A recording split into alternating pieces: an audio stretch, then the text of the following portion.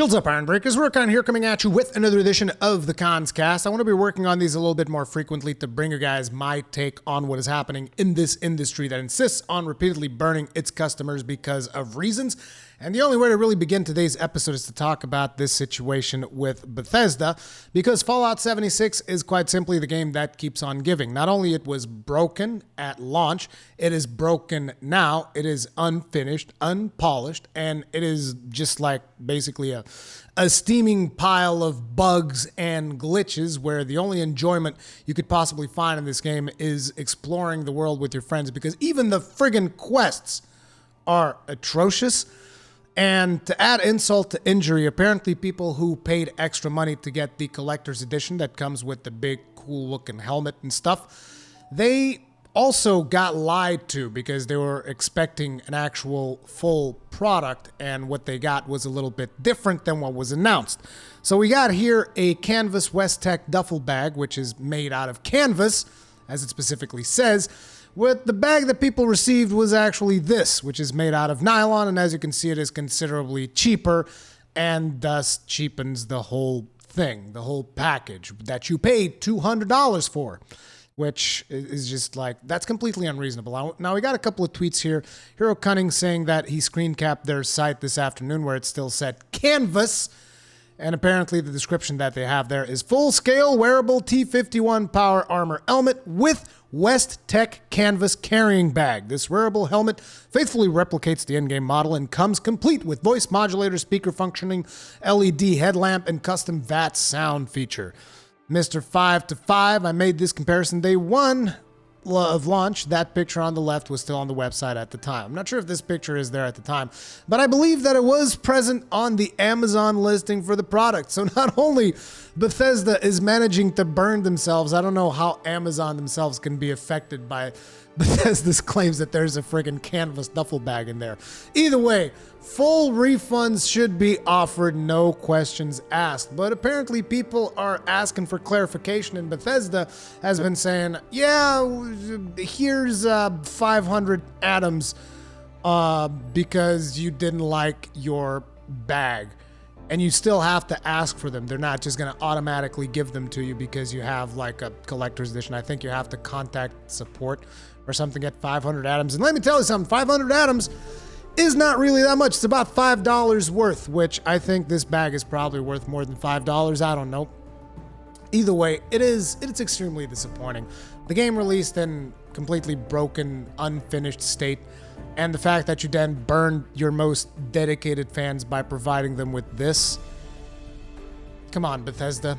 Be better. Like, seriously, be better. What is happening to this friggin' industry that people keep releasing unfinished, broken messes of games? Like, you even look at stuff that happened last year, like Battlefront 2. Not only it was broken, unfinished, it also had the friggin' ridiculousness of the loot boxes going on.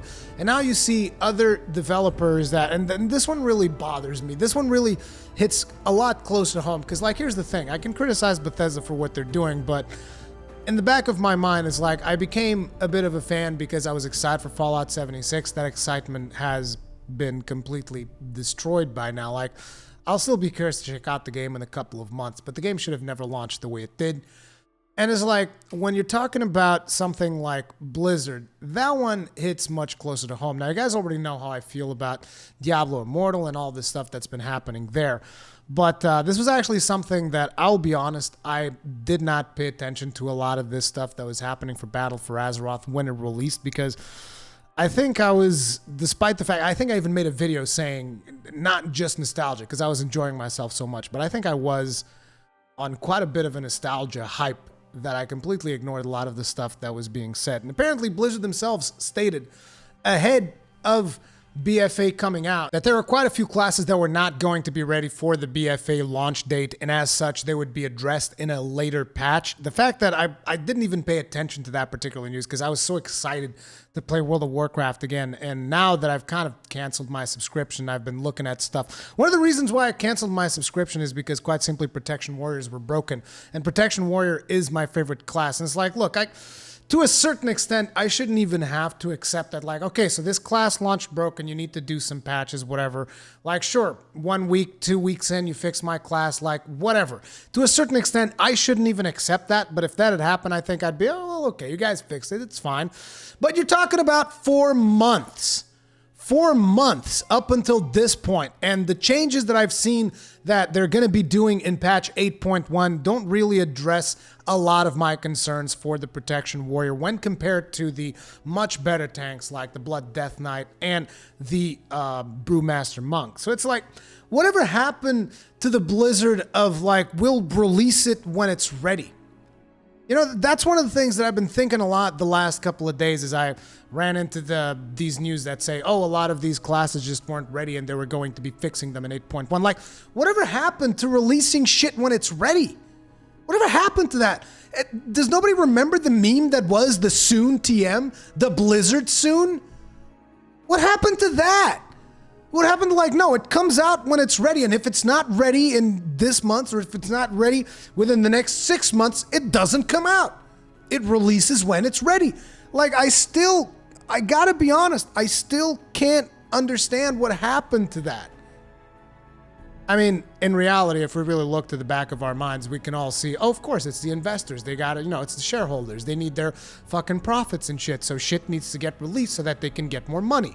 It's literally that simple, and I just never thought of Blizzard like that, The past couple of months have been what kind of has seen me look at Blizzard that way, and I can't handle it.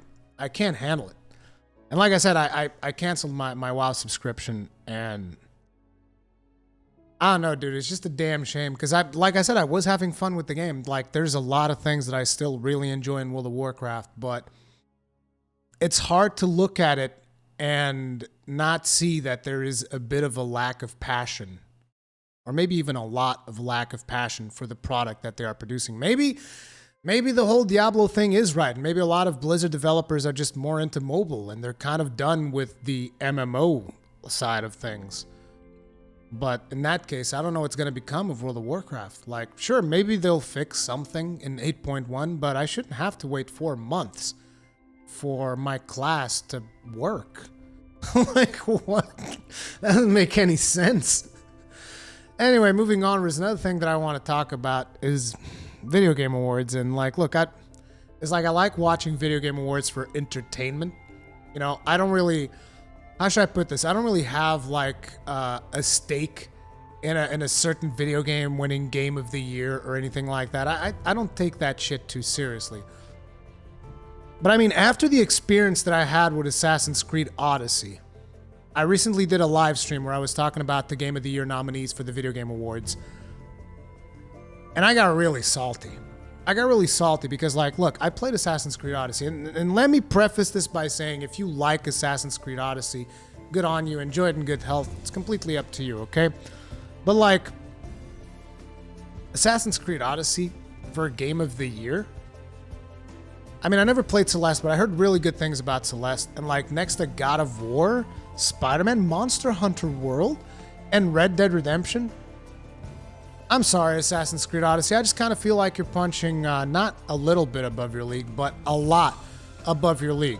And then things actually got a little bit worse because not only it was nominated for a Game of the Year, it was also nominated for Best Art Direction. This is actually the one that I have the most problem with because I guess Game of the Year, a lot of people really enjoyed it, whatever, and we all know that Game of the Year is essentially a popularity contest. It doesn't really say that much about the quality of the game, except in the case of Monster Hunter World, because Monster Hunter World is the best game that came out this year, and you just need to accept that, and if you don't accept that, you're wrong, and that's fine, that's okay, but you're still wrong, okay? Monster Hunter World is the best game that came out this year, okay? Deal with it, accept it. I'm joking. Monster Hunter World's not for everyone, but I really love it, as you guys know. Anyway, moving onwards. This one is the one that I really had a serious problem with, because look at what it says here, right? Best Art Direction for outstanding creative and or technical achievement in artistic design and animation. Technical achievement, artistic design and animation. You're talking about a video game where the backstabs didn't even animate when I started playing it. Explain that to me. And you guys are like, oh, were you playing on the PC? Maybe there were a couple of glitches. No, I was playing on PS4. On my PS4 Pro, I loaded it up. I played on the hardest difficulty. I would sneak up behind enemies. My character would do the animation for the backstabs, and the enemies would stand there. And this didn't even happen like once or twice. This happened like 80% of the times that I sneaked up on someone and backstabbed them. I'm sorry, I can't take you seriously. The character's running animation is terrible. The horse's running animation throughout the world animates like dog shit, especially when you are talking about a game that came out in the same year as fucking Red Dead Redemption 2. How does this game win an award for artistic design and animation, specifically animation? Like, look, I can even get it. You really like the design and the theme and whatever. I like the theme too. I think the theme for Assassin's Creed Odyssey is pretty much what sold me on the goddamn game. But the simple fact that it wins an award for animation, dude, I'm sorry, it's completely unacceptable. Like, dude, you're not even in the same fucking league. You're not even in the same goddamn continent as Red Dead Redemption 2. Okay? And then to add insult to injury, it wins another nomination for Best Action Adventure Game. Like, dude, I'm done. Fucking done. See, this is one of the problems with the gaming industry. We celebrate mediocrity. I mean, it's not a mediocre game, but it's not like a top. It's an average title. That's what it is. And the fact that there's media journalists out there saying that, oh man, this is just as good as Witcher 3, it just blows my fucking mind. Like, what are you even talking about, dude? It's not even apples and oranges. It's like apples and a fucking sports car. Like, come on, dude. Get fucking real. Like, there's no way Assassin's Creed Odyssey should have been nominated for 3 different awards, maybe one. Maybe one award I could stomach, but 3 different awards, including Game of the Year and Artistic Design and Animation? Nah, dude. I'm sorry, dude. That's one of the serious problems that we have in this industry, and that is something that should not have happened. Jeff Keighley, you gotta do a better fucking job. I don't care what your goddamn judges say, okay? Because you're putting your goddamn face on it. So why don't you fucking check some of the stuff that is happening, dude? This right here is pathetic. I really like your show, so fix it. Fix it, dude. Anyway, moving onwards, I want to tell you guys, I've been playing a lot of this here game, and I haven't really gotten to doing a video on it because I'm not a Pokemon buff, so to speak. So in a lot of ways, I don't want to do like a whole video dedicated around Pokemon Let's Go, but I do want to talk about it. So I figured a Cons Cast would be a good thing to kind of put it in there, smush it in there together with the rest of the news. And I got to tell you guys, I'm enjoying this game a lot. Now, I know, hardcore Pokemon fans that play on your 3DSs and stuff that have been playing Ultra Sun and Ultra Moon, I know that from a complexity standpoint, this is quite a bit of a downgrade. Okay, I completely understand that. But on the other side, this is the Pokemon game for people that have never played Pokemon before, I feel, in my opinion. And there's a lot of features in this Pokemon game that I really enjoy. Now, naturally, one of them is that the visuals, they look way better, although visuals aren't everything for sure. They aren't even the most important thing, but I gotta tell you guys, visuals and animation on this one, way better than anything that I've played on the 3DS. But the other thing is also that the game not only feels more accessible for someone like me who is not like, I don't know all of the typings by head, I don't know all of the Pokemon things that all of you veterans out there that have been playing since the Game Boy days know, okay? I don't know all of that stuff. But that accessibility, in my opinion, makes this game like one of the perfect games for a lot of people that have gotten the Switch and maybe never played a Pokemon game. And at the same time, it still has some of the depths of the combat because the combat still feels like traditional Pokemon combat, even though you don't have the held items or some of the abilities that you could put on your Pokemons and that kind of stuff. And I know that this thing in specific, the catching of wild Pokemon, is like Pokemon Go. I know that turns a lot of people off. But to be completely honest, I mean, I've played a lot of the old Pokemon games. I never got, super mega deep into the end game or anything like that. But I did play X and Y, Omega Ruby Sapphire, Sun and Moon, Ultra Sun and Moon. Didn't finish any of those games, but I played significant chunks of them. And it's like, there's never really been an occasion where I was fighting a wild Pokemon and I was like, oh my god, this is so hard. I know that probably for the big bosses and shit like that, like sure, those were probably things that were super hard, and I don't know how this game tackles that stuff. But it's like, for most of the pokes that I was picking up, this is sometimes more challenging than beating them down and catching them, That's what I'm getting at. So I don't think that you lose a whole lot with the whole wild Pokemon aspect, and you gain something that I think is way cooler, which is the fact that you can actually see the Pokemon in the wild instead of having to drag your ass through grass left and right until you until you run into the Pokemon that you want. You can just sit there, watch the Pokemon sprout out, and then you can go and you can get the ones that you want. That, in my opinion, is a major feature that I hope they keep for everything. And this is a sentiment that I have seen being reflected even by a lot of Pokemon veterans. One of them including, I don't know how good he is at Pokemon, but he's someone that I watch on YouTube, Blunty. And he was talking about like he fucking loves this game. And he's, as far as I know him, he's been a big Pokemon fan. So, and I also know of someone else who is Kegrin, who's also played a crap ton of Pokemon games. He loved this. I know a lot of people in Portugal that played other Pokemon games. They love this. So I kind of feel like I'm confident enough to say, this is a good entry in the Pokemon universe. And next year, you're also going to get the Pokemon that you want anyway. So, I've been having a good time with this game. I enjoy this game. This game's cool in my book, and I'm going to keep enjoying it. And it's probably going to be the first Pokemon game that I'll eventually finish because it's a Pokemon game that I don't have to play on this. Because I only play this when I'm out and about. Like, I love this console, by the way. I love this fucking console. I can't play it when I'm home. I can't do it. I just can't do it because there's a big screen in front of me. I need to play on the big screen. And that's why I love the Nintendo Switch, by the way. I love that goddamn console. Probably my favorite console right now. Anyway, moving on, I want to talk about something else here, which is another game that I've been playing. Oh, I thought I had this on watch. Oops, I do have it on watch. Here we go. And it's this game right here. This game has been a very pleasant surprise. Now, I've shown this a couple of times. I will probably do a whole video dedicated to talking about this game, but it's like, I don't know why. I think I kind of know why I never got into it. It's because the one time that I tried getting into it, I went and I did a hardcore character and died like a fool.